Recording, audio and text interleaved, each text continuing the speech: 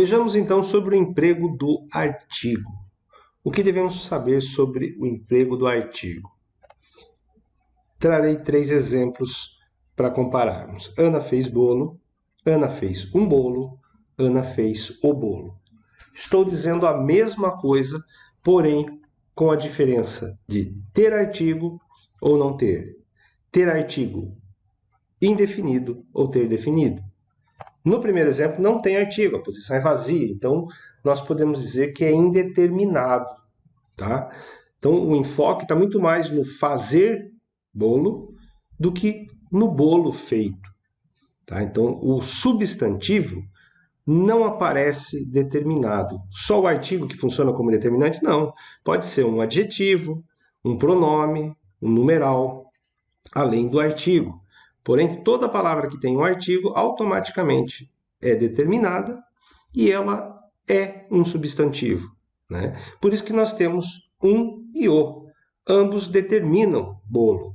Qual a diferença? Como dito, no primeiro caso é indefinido, né? Tem um, uma, uns, umas. E no segundo caso é definido, o, a, os, as. Tá? Então, a grande diferença está não só, não é a presença ou não de uma palavra, a questão da indeterminação. Então, o enfoque está no verbo, na ação. Quando eu digo Ana fez um bolo, eu dou ênfase ao bolo, mas é um bolo qualquer. Não está definido. Agora, quando eu digo Ana fez o bolo, é o bolo que o interlocutor sabe qual é. O que mais nós podemos falar sobre o artigo nesse momento? Alterando os significados. Ele altera a classificação e também pode alterar o significado, né? Classificação em termos de sentido. Eu tenho o gerente e a gerente. Então, gerente é um substantivo nomeado como comum de 2 gêneros. Por quê? Porque serve tanto para o masculino como o feminino. Nesse caso, o gerente, a gerente é o artigo que vai determinar qual o gênero. Né? O artigo é que vai determinar qual é o gênero. E nesse outro exemplo, cabeça. Aqui não é só questão de gênero. Eu tenho a cabeça e o cabeça. A cabeça é a parte do corpo. O cabeça já é o chefe, daí passa a ser um sentido conotativo. Da mesma forma, eu tenho a caixa, que é o objeto, e o caixa, que pode ser o objeto, o caixa eletrônico, como pode ser o funcionário, o caixa. No feminino também pode ser a caixa como sendo a funcionária? Pode, mas aí o contexto tem que deixar claro. Né? No caso, quando eu digo o caixa, automaticamente eu penso no funcionário de banco. Daí eu tenho galinha, que pode ser o animal, a galinha. Mas quando eu digo o galinha, eu altero por uma conotação necessariamente, e essa é uma conotação pejorativa. A galinha no feminino poderia ter uma conotação pejorativa? Pode, mas também o contexto precisa ser claro. Agora, o galinha automaticamente me leva para uma outra interpretação. O que mais podemos falar sobre o artigo? Vamos pensar em termos de, por exemplo, nomes de locais. São Paulo, o estado de São Paulo. Tem artigo antes? Não, eu não coloco artigo antes. Por isso que eu digo, vou para São Paulo. Vou para São Paulo. Aquela posição ali é vazia, não digo o São Paulo, nem a São Paulo.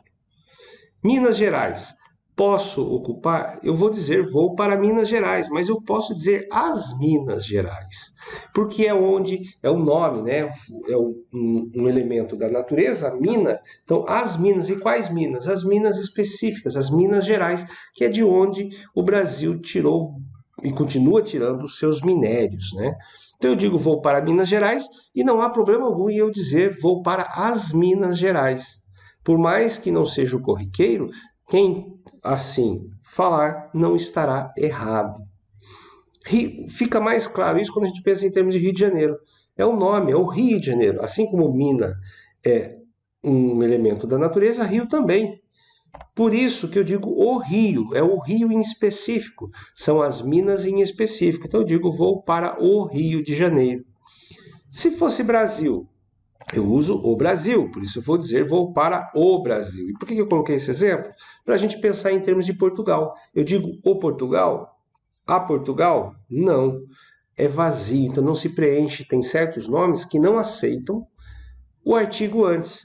Por isso que fica vou para Portugal. O que mais? Tem mais uma questão sobre o artigo que eu trouxe para pensarmos juntos.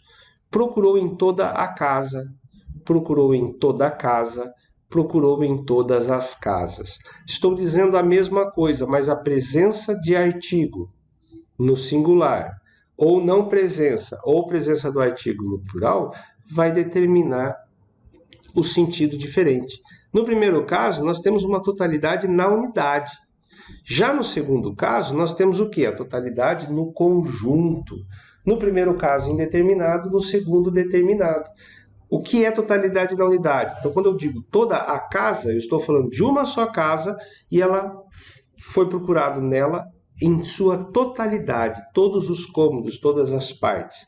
Agora, quando eu digo procurou em toda a casa, eu já estou falando de casas. Mesmo não colocando no plural, toda a casa é sinônimo de casas. Porém, é indeterminado. Eu não estou confirmando que foi a totalidade absoluta. Agora, quando eu digo procurou em todas as casas, é que se tem 30 casas, foi procurado em 30 casas. Por isso que é determinado. O artigo funciona como determinante e definido. Estes são os comentários por hora sobre artigo. Mais teorias sobre língua portuguesa virão em novos vídeos. Até lá!